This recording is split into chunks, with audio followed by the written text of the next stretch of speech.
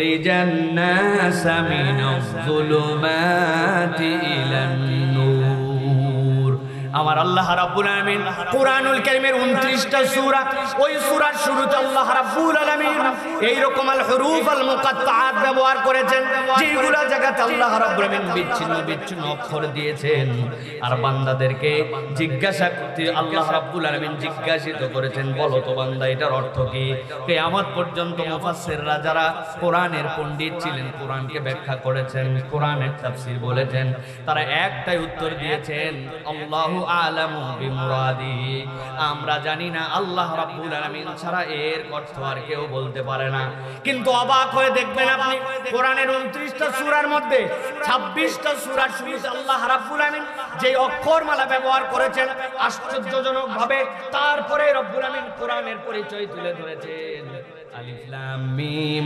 যালিকাল কিতাবু লা রাইবা ফি ইয়াসিন ওয়াল কুরআনিল হাকীম আলিফ লাম রা কিতাবুন আনজালনাহু ইলাইক আপনি অবাক হয়ে দেখবেন আল্লাহ যেখানে এরকম অক্ষর দিয়েছেন পরবর্তীতে রব্বুল আলামিন কোরআনের পরিচয় তুলে ধরেছেন মুফাসসিররা ব্যাখ্যা করছেন আল্লাহ বান্দাকে অক্ষম করে দিলেন তুই আলিফ লাম মিম জানিস না ইয়াসিন জানিস না হামিম জানিস না তাহা তুই জানিস না কিন্তু আমি রব্বুল আলামিন বললাম বান্দা থাম তোর জ্ঞান যেখানে শেষ আমি আল্লাহ এরপরে তোর জন্য পরিচয় দিলাম কোরআনুল কারীম হচ্ছে তোর জন্য পথ দেখাবে আলিফ লাম মিম যালিকাল কিতাবু লা রাইবা ফি ইয়াসিন ওয়াল কুরআনিল হাকীম আল্লাহ একই রকম ভাবে বলতেছেন আলিফ লাম রা কিতাবুন আনজালনাহু ইলাইকা লিতুখরিজান নাস মিনাজ যুলুমাতি ইলান নূর ও আমার হাবিব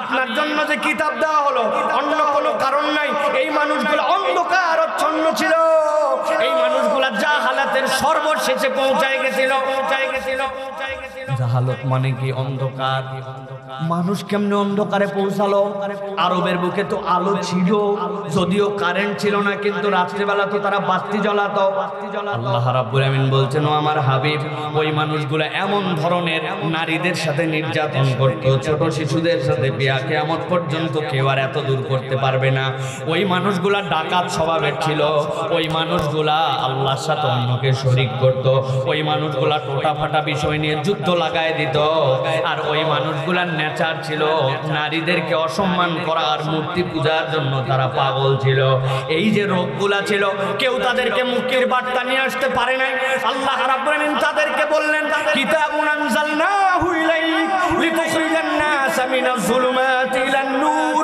ওই মানুষগুলোকে অন্ধকার থেকে আমি আল্লাহ মাত্র 23 বছরে এমন আলোতে আনলাম যেই মানুষগুলোকে আমি রব বলছি জাহেল সেই মানুষগুলোর ব্যাপারে আমি আল্লাহ সার্টিফিকেট দিলাম রাদিয়াল্লাহু আনহু ওয়া রাদু আন আল্লাহ তাদের প্রতি খুশি তারাও আল্লাহর প্রতি খুশি আল্লাহ বলছেন এইজন্য কিয়ামত পর্যন্ত সমাজের অন্ধকার ব্যক্তিগত অন্ধকার জাহালত নারীর প্রতি অমর্যাদা যত ধরনের বিশৃঙ্খলা দুর্নীতি এইগুলো যদি দূর করতে চাও আমি আল্লাহ জানাই রাখলাম কোরআনের সাথে সম্পৃক্ত না হলে পথ খুঁজতে থাকবে কিয়ামত পর্যন্ত পথের দিশা পাওয়া যাবে না এই জন্য আল্লাহ বলছেন নবী জানায় রাখেন কেউ যদি পথের দিশা পেতে চায় তাহলে কোরআনের কোনো বিকল্প নাই আল্লাহ অন্য আয়াতে বলছেন চলেন সামনে আগাই আল্লাহ সূরা মায়েদা 16 নম্বর আয়াতের মধ্যে বলছেন ইয়াহদি বিল্লাহু মান ইত্তাবা রিদওয়ানাহু সুবুলাস সালাম ওয়া ইখরিজুহুম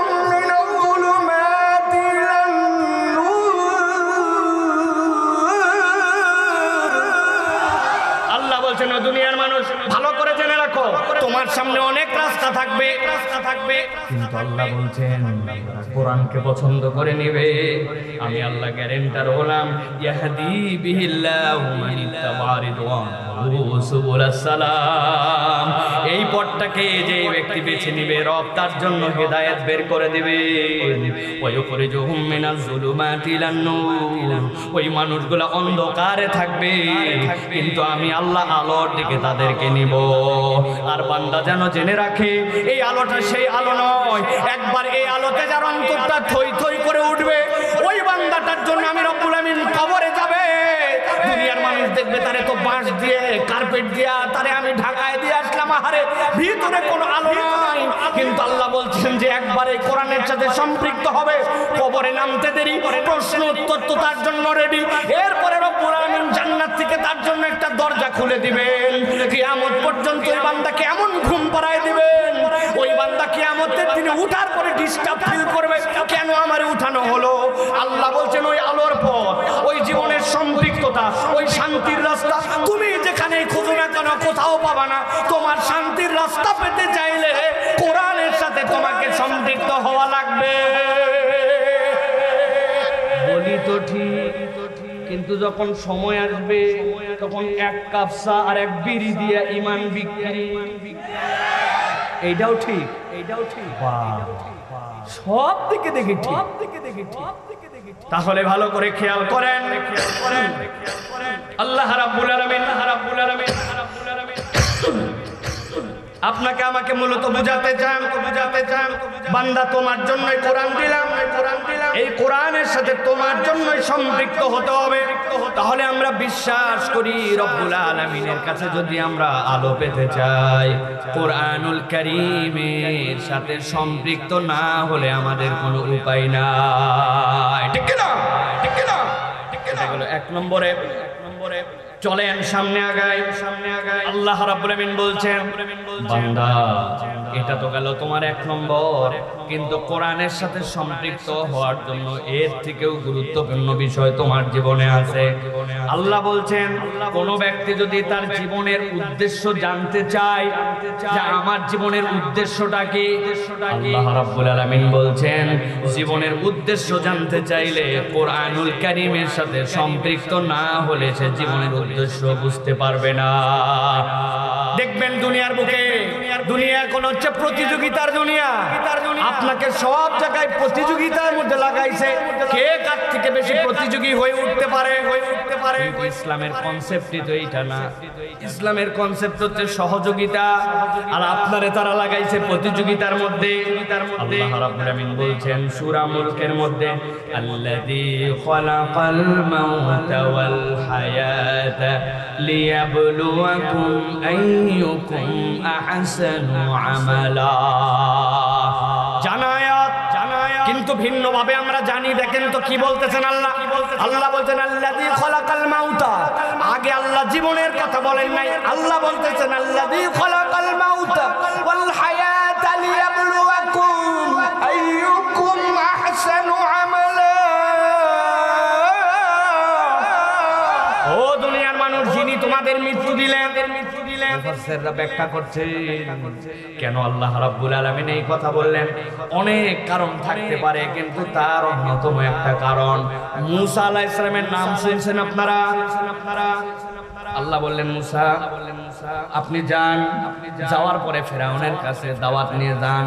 কুলু কওলান লাইয়িনা, তবে যাওয়ার পরে যেন গরম গরম কথা বলবেন না, নরম করে কথা বলেন, আশা করা যায় কাজ হতে পারে। আল্লাহ রাব্বুল আলামিন তাকে পাঠালেন। কেন আসছো? এক আল্লাহর দিকে ডাকতে আসছে। আল্লাহ কি করে? জীবন দেয় আল্লাহ, মরণ দেয় আল্লাহ। বলে ওই কাজ তো আমিও পারি। কেমনে আপনি পারেন? বলে বসো, এখনই দেখাচ্ছি। বলছে আমার যে কাস্টডি আছে আদালতে, বিচার হওয়ার পরে জেলে আছে, এরকম কোন লোক আছে নাকি যেই লোকটা মৃত্যুদণ্ডপ্রাপ্ত আসামি? বলে হ্যাঁ আছে। নিয়ে আসো, আমার সামনে নিয়ে আসো। এই তোমার মৃত্যুদণ্ড কবে? কয় আজকে আমার মৃত্যুদণ্ড, রাত্রেবেলা নাকি কার্যকর করা হবে। বলে আনা রব্বুকুমুল আলা, যা বেটা তোর জীবন দিয়ে দিলাম, তুই চলে যা। ওই লোক তো লাফাতে লাফাতে চলে গেছে, আহা আমার জীবন দিয়ে দিছে। মুসা দেখছো তো এর মৃত্যুদণ্ড ছিল, জীবন দিলাম। মুসা আলাইহিস সালাম বলছেন দারুণ দেখাইছেন।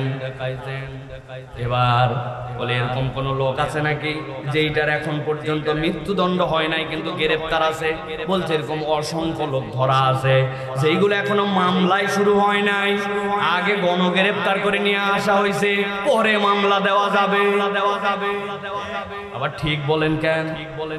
আমি তো বহু আগের কথা বলতেছি, আমি 5 আগস্টের আগে না। ধরে নিয়ে আসার পরে সংক্ষেপে বোঝানোর জন্য বলছি, যাতে দিলের মধ্যে আপনার ঢোকে জানা কথা তলোয়ার একটা নিয়ে কাল্লা নামায় দিছে। মূসা দেখো একটারে মুক্তি দিছে আর একটারে জীবন থেকে জীবনটা তার নিয়ে নিয়েছে। অথবা আমি জীবন দিতে পারি, আমি মৃত্যু দিতে পারি, তুমি আবার আমার কাছে কোন ইলার দাওয়াত নিয়ে আসছো? মূসা আলাইহিস সালাম ঠান্ডা মাথায় বলছেন, আপনি যা দেখালেন তাতে আমার মন 90% ক্লিয়ার, 10% আবার কিসে আটকালো? বলে ওই যে কেবল যে এটা আপনার সামনে আসলো, তলোয়ার দিয়ে এক কোপে ধরে থেকে কাল্লা আলাদা করে দিলেন, সামনেই তো পড়ে আছে, কিচ্ছু করা লাগবে না, ওইটার ধর আর কাল্লাটা জোড়া দিয়ে আবার একটু আপনাকে রব বলে ডাকতে বলেন দেখি। বেশি বেশি কথা বলো, মুখে মুখে তর্ক, বেয়াদব কোথাকার। দেখবেন আল্লাহর আইন নিয়ে আল্লাহর বিষয়ে কথা বলার পরে যখন ইসলামপন্থীদের সাথে পারে না, তখন সুপার জোর দেখা আছে কিনা? আমার আল্লাহ রাব্বুল আলামিন বলছেন জীবনের উদ্দেশ্য জানা ভালো করে। ওই যে পিছনে যারা দাঁড়ায় আছেন গভীর মনোযোগ, আল্লাহ রাব্বুল আলামিন বলছেন আল্লাযী খলাকাল মাউতা, তোমার রব আগে মৃত্যু দিলেন, ওই মৃত্যু থেকে তোমাকে জীবন দিলেন, ওই জীবনে তুমি যে আসলে। আল্লাহ বলছেন তোমার জীবনের উদ্দেশ্য কি বলো তো? আল্লাহ বলছেন লিয়াবলুয়াকুম আইয়ুকুম আহসানু আমালা। আল্লাহ তোমার জীবনের 1 নম্বর উদ্দেশ্য দিলেন বান্দা এইটা চেক করা যে তোমাদের মধ্যে থেকে সর্বোত্তম ভাবে আল্লাহর ইবাদত কে করতে পারে। আইয়ুকুম আহসানু আমালা, গভীর মনোযোগ দেন, বারবার বলতেছি কেন? আমরা মনে করতেছি এইটা তো সহজ কথা নয়। আহসানু আমালা মানে কি? বান্দা আল্লাহর জন্য সর্বোত্তম প্রচেষ্টাকারী কে হয়? এই জায়গায় যদি আল্লাহ এইটুকু না বলে কেবলমাত্র একটা ভিন্ন কথা বলতেন, আইয়ুকুম আকমালু আমালা, তোমাদের মধ্যে কে আল্লাহর জন্য ইবাদত বন্দিকে পূর্ণতা দেয়, আমরা সবাই তখন ফেসে যেতাম। এখানে এমন কোন বাবাজি আছেন নাকি? হাত তুলে বলবেন হুজুর জীবনে এমন ভাবে 2টা রাকাত আমি নামাজ আদায় করেছি যেটাতে আমার 100% মনোযোগ ছিল, ডান বাম কিচ্ছু ছিল না, সবগুলা অর্থ আমার কনসেন্ট্রেশনে ছিল, এমন ভাবে আল্লাহর জন্য দাঁড়াইছিলাম, ওই 2 রাকাত নামাজ আল্লাহ কবুল না করে পারবেই না। বলতে পারবো এমন রোজা রাখছি, চোখের গুনাহ নাই, অন্তরের গুনাহ নাই, আমার গুনাহ খাতা বলতে কিচ্ছু নাই, পারফেক্ট থেকে পারফেক্ট, আল্লাহর কাছে বলতে পারবো আল্লাহ তোমারে কবুল করাই লাগবে, এই রকম সলিড একটা রোজা আমি রাখছি। বলতে পারবো? কথা বলেন না যে পারবো। আপনারা তো দূরের কথা, উল্টা প্রশ্ন আপনারা আমাকে বলতে পারেন, সাইফুল্লাহ ভাই বড় বড় লেকচার তো মারতেছেন, আপনারা বক্তা মানুষ, আলেম মানুষ, আপনারা ভাব নিয়ে চলতেছেন, বিরাট ভালো মানুষ, তো আপনি বলেন দেখি 2 রাকাত নামাজ আপনার আছে কিনা এরকম? নাই, আমাদের না। কিন্তু আল্লাহ বলতেছেন তাহলে কেমনে আল্লাহর সামনে যায় দাঁড়াবো? 2 রাকাত নামাজ সারা জীবনে এরকম যে হলো না। আল্লাহ বলছেন ঘাবড়াস না বান্দা, আমি রব্বুল আমিন তোর জন্য নিয়ামত দিয়ে রেখেছি। কি নিয়ামত দিয়ে রেখেছি? আল্লাহ বলতেছেন বান্দা আমি রব্বুল আমিন তোর জন্য একদম পারফেক্ট টুকু চাই নাই, আমি আল্লাহ দেখতে চেয়েছি যে আল্লাহ মৃত্যু দিল, যে আল্লাহ সেখান থেকে তোকে হায়াত দিল, ওই আল্লাহর জন্য তোর নিবেদন কতখানি। আইয়ুকুম আহসানু আমালা, তুই সাধ্যের মধ্যে সর্বোচ্চ চেষ্টাটুকু করেছিস কিনা? দুনিয়ার বুকে যাবতীয় সৃষ্টিকে আল্লাহ 3 ভাগে ভাগ করেছেন। গভীর মনোযোগে দেখলে দেখবেন একদল সৃষ্টি আল্লাহর আছে মুকিব্বান আলা ওয়াজহি, সব সময় মুখের ভরে দুনিয়ার বুকে চলাফেরা করে। কুমির আছে না? কুমির টিকটিকি আছে না আমাদের বাড়ির কাছে? সাপ আছে না আমাদের? তারপরে কেঁচো আছে না? এগুলা কিসের ভরে চলে? মুখার বুকের ভরে চলে। এরা সব সময় দুনিয়ার বুকে সিজদার হালতে আছে। আল্লাহ বলছেন আরেকটা সৃষ্টি আছে দুনিয়াতে যেইগুলা দুনিয়ার বুকে সব সময় রুকুর হালতে থাকে, গরু, ছাগল, ভেড়া, উট, যেইগুলা আছে ওরা মুখ মাঝে মাঝে উঁচু করে, কিন্তু মুখ উঁচু করা তাদের মূল কাজ নয়, আবার মাথা নিচু হয়ে যায়, সব সময় রুকুর হালতে তারা থাকে। তাহলে কেউ কেউ সিজদায় থাকে, কেউ কেউ সব সময় রুকুতে থাকে। একমাত্র ব্যতিক্রম হচ্ছে মানুষ, যেই মানুষগুলাকে রব্বুল আলামিন মাথা উঁচু করার যোগ্যতা দান করেছেন। ওই বান্দা মাথা উঁচু করে, মাথা উঁচু করে আল্লাহর জন্য নামাজে দাঁড়ায়, আল্লাহু আকবার বলে যখন হাত বাঁধে, বান্দা বলে আল্লাহ আমার মাথা যদি উঁচু, আমি যদিও রুকুতে সার্বক্ষণিক নাই, সিজদায় সার্বক্ষণিক নাই, আমার মাথা উঁচু, কিন্তু যতই উঁচু হোক না কেন আল্লাহু আকবার কান বরাবর হাত তুললাম, আমার যত উঁচু হোক আমার রব তার থেকে উঁচু, এটা স্বীকার করে আমি দাঁড়ালাম। আল্লাহু আকবার। এরপরে বান্দা আল্লাহর জন্য সানা, এরপরে বান্দা আল্লাহর জন্য কোরআন তেলাওয়াত করে, আল্লাহু আকবার বলে বান্দা রুকুতে যায়। যখন বান্দা রুকুতে যায়, দুনিয়ার যাবতীয় রুকুকারী প্রাণীর মতো যখন সে মাথা হালায় ফেলে, রুকুতে যখন বান্দা গেছে তখন রুকুতে যে তাসবিহ পড়তেছে, আল্লাহ আমি যখন রুকুকারী তখন আমি তোমার প্রশংসা করি, সুবহানা রাব্বিয়াল আযীম, আমার আল্লাহ এত পবিত্র, যার মতো বড়ত্ব আর কারো নাই, আযীম রব আর কেউ নাই। বান্দা রুকুর মধ্যে যখন গেছে আল্লাহর কাছে, সেখানেও সুবহানা রাব্বিয়াল আযীম বলেছে, এরপরে সামি আল্লাহু লিমান হামিদা বলে দাঁড়িয়েছে। সামি আল্লাহু লিমান হামিদা বান্দার কথা নয়, আল্লাহ উত্তর দিচ্ছেন, ও বান্দা চোটা ফাটা তুই পড়েছিস, মনোযোগ রাখার চেষ্টা করছিলি, এদিক ওদিক দৌড়াইছে, তেলাওয়াত করছিলি, শুদ্ধ অশুদ্ধ সব মিলাইছিল, তুই আল্লাহর জন্য নিবেদন করার চেষ্টা করছিস, সার্বক্ষণিক তোর মনোযোগ ছিল না। কিন্তু আমি আল্লাহ বললাম, ওই আল্লাহু আকবার থেকে সুবহানা রাব্বিয়াল আযীম পর্যন্ত তুই যাই বলিস না কেন, সামি আল্লাহু লিমান হামিদা, আল্লাহ শোনা কিছুই বাদ দেয় নাই, তার বান্দা যা যা প্রশংসা করছে সব আল্লাহ শুনছে। আল্লাহু আকবার। বান্দা রব্বানা লাকাল হামদ বলেছে, বলার পরে পরে আল্লাহু আকবার বলে সিজদায় চলে গেছে, 6 অঙ্গ তার মাটিতে লেগে গেছে। গরু ছাগল পৃথিবীর যত প্রাণী আছে তাদের 6 অঙ্গ লাগে না, তাদের 2 হাত লাগছে, নাক লাগছে, কপাল লাগছে, 2 হাঁটু লাগছে, 2 পায়ের মাথা লাগছে, সবগুলা লাগাই সিজদায় চলে গেছে বান্দা। এবার বান্দা বলতেছে সুবহানা রাব্বিয়াল আ'লা, ও আমার আল্লাহ তারাই ছিলাম আল্লাহু আকবার বলে রুকুতে থাকতে সুবহানা রাব্বিয়াল আযীম বলছে, আমার মন ভরে নাই, এখন আমি সিজদায় নাকে খত দিয়ে গেছি। ওইখানে যাওয়ার পরে বলতেছি, আমার থেকে নিচু যখন কেউ নাই, আমার যখন পশ্চাতে উঁচু, মুশরিকরা বলতো এ আবার কোন ধর্ম মুহাম্মদ নিয়ে আসলো যে মাথার থেকে পাছা তার উঁচু হয়ে যায়, এইটা সিজদা তো তারা বোঝে নাই। আল্লাহ বলতেছেন তোর মাথা সবচেয়ে নিচে, তোর পশ্চাতের উপরে। তখনও বান্দা তুই বলতেছিস সুবহানা রাব্বিয়াল আ'লা, আমার মাথা যখন নিচে, আমার রব তখন সবচেয়ে উপরে। বান্দা যদি বুঝে বুঝে এটা বলে, সিজদাতে থাকা অবস্থাতে বান্দাকে রব্বুল আলামিন মাফ করে দেয়। আল্লাহ বলতেছেন, আমি বান্দা দেখতে চাই জীবনের উদ্দেশ্যটা কি। তুই যদি কোরআন না পড়িস বুঝবি না। তোরে তো নানানজন নানান কাজে লাগাই দিছে, আমি তো মূলত তোরে লাগাইছি আইয়ুকুম আহসানু আমালা, তুই উত্তম করে আমার ইবাদত করতে পারিস কিনা। রোজা রাখি কিন্তু হক আদায় করতে পারি না, রোজা ছেড়ে দেই না। সালাত আদায় করি মনোযোগ থাকে না, কিন্তু বাদ দিয়ে দেই নাই, আমি এইটার সাথে কন্টিনিউ লেগে আছি। আল্লাহ বলছেন আমি ওই লাগাটাই দেখতে চাই, উত্তম করে কে লাগে, এইটাই হচ্ছে তোর জীবনের উদ্দেশ্য। আল্লাহু আকবার, আল্লাহু আকবার, আল্লাহু আকবার। এবার আল্লাহ বলছেন নবী জানায় রাখেন, তার জন্য আরেকটা জীবনের উদ্দেশ্য আছে। কুনতুম খায়রা উম্মাতিন উখরিজাত লিন-নাস তা'মুরুনা বিল মা'রুফ ওয়া তানহাউনা আনিল মুনকার। আল্লাহ বলতেছেন দুনিয়ার মানুষ, তোকে এমনি এমনি সৃষ্টি করা হয় নাই, যত জাত আছে তার মধ্যে তুমি শ্রেষ্ঠ। মুহাম্মদ সাল্লাল্লাহু আলাইহি ওয়াসাল্লামের উম্মত আদম আলাইহিস সালাম থেকে ঈসা আলাইহিস সালাম পর্যন্ত যত কওম আসছে তার মধ্যে সর্বশ্রেষ্ঠ। সর্বশ্রেষ্ঠ কেন? আল্লাহ বলছেন জীবনের উদ্দেশ্য বোঝো। তা'মুরুনা বিল মা'রুফ ওয়া তানহাউনা আনিল মুনকার। আল্লাহ বলছেন তোমার দায়িত্ব তো এইটা, আল্লাহ রাব্বুল আলামিনের জন্য তুমি সৎ কাজে আদেশ করবে আর মানুষকে অন্যায় থেকে ফিরাবা। যার মধ্যে সৎ কাজের আদেশ আছে আর অন্যায় থেকে ফিরানো আছে, ওই মানুষের জীবনের সার্থকতা আছে।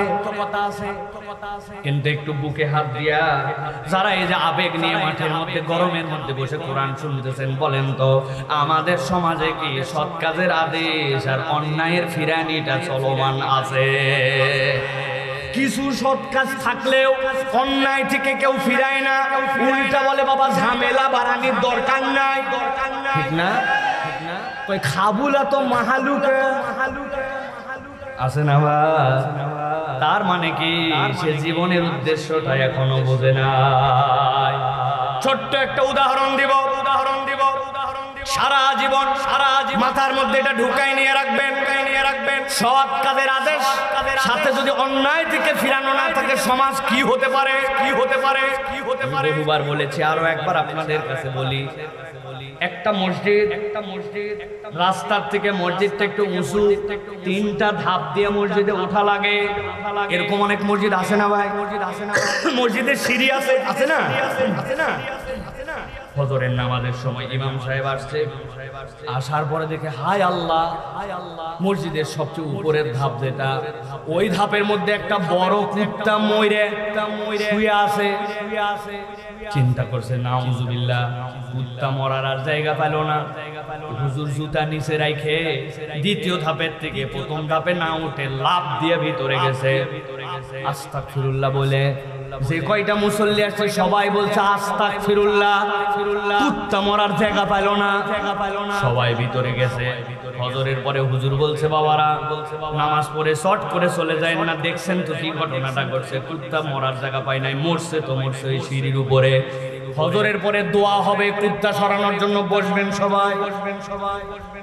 হুজুর দোয়া করছে ফজরের পর, রব্বুল আলামিন তোমার মুসল্লিরা মসজিদে আসছিল, কুত্তা মরার জায়গা পায়নি, 3 নম্বর সিঁড়িতে মরছে। আল্লাহ রব্বুল আমিন দয়া করে মেহেরবানি করে আল্লাহ কুত্তা তুমি সরায়া দাও।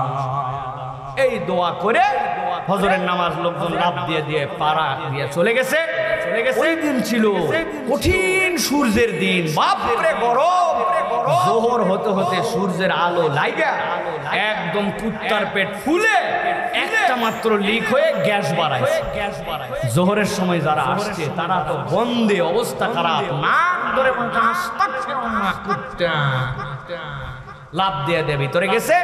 যে কয়জনই যাওয়ার পর ইমাম সাহেব বলল হায় হায় ফজরে তো এত বড় দোয়া হলো, কাজ হয় নাই, নিশ্চয় তবারক দেয় নাই জন্য মনে হয় কাজ হয় নাই। লোকজনকে বলছে অবস্থা খারাপ, এই অবস্থা চলতে থাকলে আসরে তো মসজিদে ঢোকা কঠিন, অতএব আসরের ওয়াক্তে দোয়া হবে, তবারক দিয়ে কুত্তা সরাবে। বুঝে থাকলে বলেন। এখন যদি কুত্তার জন্য দোয়া করে হুজুর আর কান্নাকাটি করে আল্লাহ, এতগুলা মুসল্লি মিলে হাত তুলেছে, রব্বুল আমিন তুমি দয়া করে কুত্তা সরাও। একদিন পার হওয়া লাগবে না, কুত্তা তো সরবেই না, উল্টা আরো মসজিদের ভিতরে মুসল্লি ঢুকতে পারবে না। ঠিক না? কেন এই উদাহরণ দিলাম? আল্লাহ নবী সাল্লাল্লাহু আলাইহি সাল্লাম বলেছেন মান রাআ মিনকুম মুনকারান ফালিয়াতাগায়্যারহু বিয়াদিহি ফাইন লাম ইস্তাতি বিলিসানিহি ফাইন লাম ইস্তাতি ফাবিকলবিহি ওয়া যালিকা আযআফুল ঈমান। নবী জানালেন তোমার হাতের যদি পাওয়ার থাকে, খারাপ কিছু দেখলে তুমি আগে পাওয়ার দেখাবা, সেইটা না পারলে তুমি মুখ দিয়ে বলবা, সেইটা না পারলে তুমি অন্তর দিয়ে ঘৃণা করবা। প্রথমটাও বাদ, দ্বিতীয়টাও বাদ। আপনি নবীর হাদিস সিরিয়াল উল্টাইছেন, উল্টাই আপনি আস্তাগফিরুল্লাহ কুত্তা খারাপ, আস্তাগফিরুল্লাহ গন্ধ। আপনি যদি আস্তাগফিরুল্লাহ গন্ধ বলেন তাহলে মসজিদের মধ্যে ঢোকায় আপনার কঠিন হবে।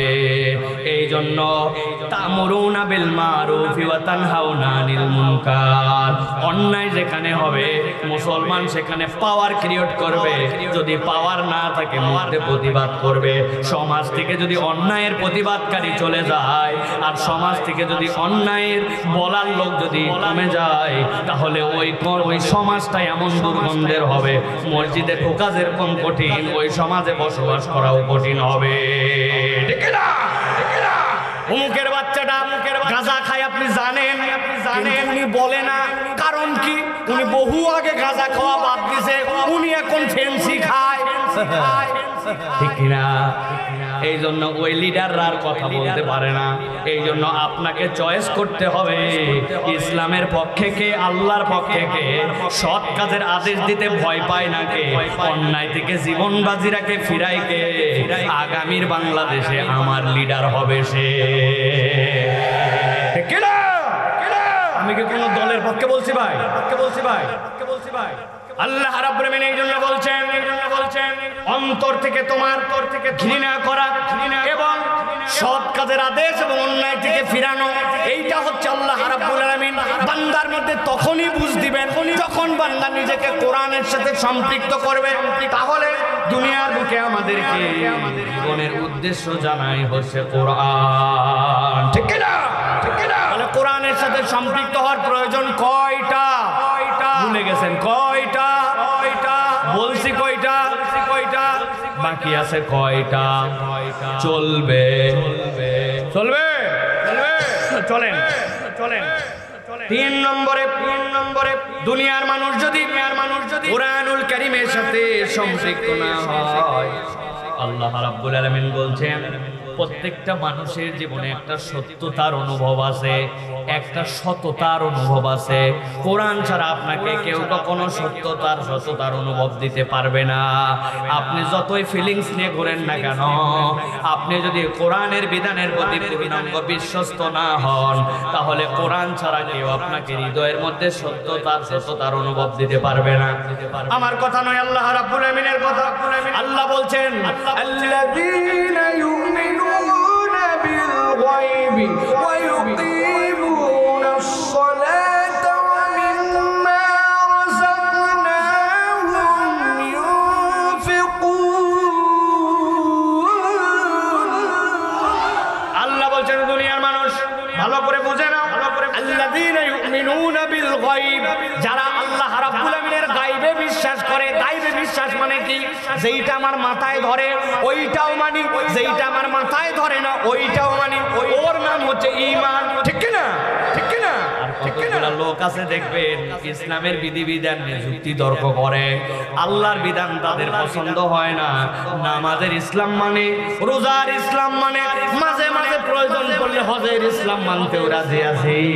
সুযোগ সন্ধানী যাকাত দাতাও তো হয়, কিন্তু যদি বলা হয় আল্লাহ তো কেবল এইটুকুই দেয় নাই, আল্লাহর দেওয়া দণ্ডবিধিও তো আছে।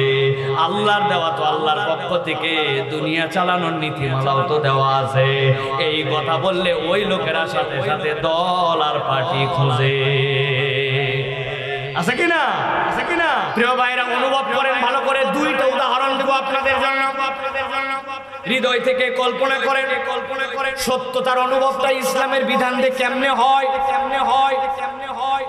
একটা লোক, ধরেন কথার কথা বলতেছি, কোন একটা মেয়ে একটা গ্রুপের দ্বারা, একটা ছেলেদের দ্বারা সবচেয়ে নিকৃষ্ট অভিজ্ঞতা তার জীবনে পেয়ে গেছে।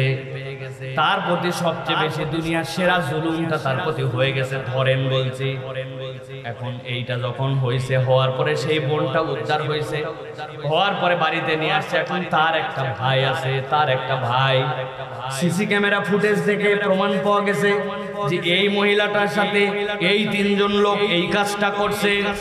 এখন সে যদি ভাইয়ের মতো ভাই হয় আর তাদেরকে যদি চিনে ফেলে আর দেখে প্রশাসন অ্যাক্টিভ না, তাহলে সে এরকম নিয়ত যদি করে, বাড়ির মধ্যে যে নারিকেল কাটা, তালের ঢিঙ্গা কাটা অথবা বড় একটা পদ্মা আছে ওইটা হাতে নিয়ে বলছে সামনে, এখন ওইটারে যদি পাই আমায় যা হয় হবে, পরে দেখা যাবে।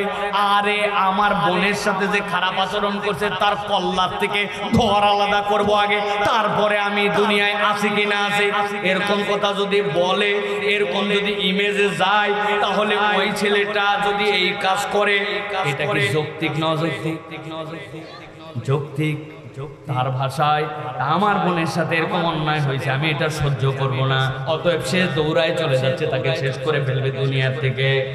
দুনিয়ার বুকে আপনার বিবেকে যদি এইটাকে যৌক্তিক বলে, তাহলে আল্লাহ রাব্বুল আমিন বান্দার জন্য আইন দিলেন সকলের বোনের তো ভাই থাকবে না, সব সমাজে সব পুরুষের তো এরকম স্বার্থ হবে না, ভিকটিম কিরকম আচরণ করবে সেটাও তো পারবে না। ওটার লিগ্যালিটি কি? আল্লাহ বলছেন কেউ যদি এরকম অন্যায় করে, আল্লাহর দেওয়া দণ্ডবিধি অনুযায়ী বিবাহিত অবিবাহিত আলাদা হিসাব থাকবে, তবে রজম করে পাথর নিক্ষেপ করে তাকে দুনিয়ার থেকে তুলে দিতে হবে। এই কথা বললে ইসলামের আইন অপছন্দ হয়ে যায়, আর আগেরটা বললে আবেগ তাকে বিবেক জাগাইছে বলে তারা সমর্থন দেয়। এই শ্রেণীর লোক আমাদের দেশেও বিদ্যমান, সব মানতে রাজি, আল্লাহর শরীয়তের কথা বললে তাদের গায়ে চুলকানি ওঠে। আছে কিনা? আমার আল্লাহ রাব্বুল আমিন বলছেন আল্লাযীনা ইউমিনুনা বিল গায়বি ওয়া ইউকিমুনাস সালাতা ওয়া মিম্মা রাযাকনাহুম ইউনফিকুন।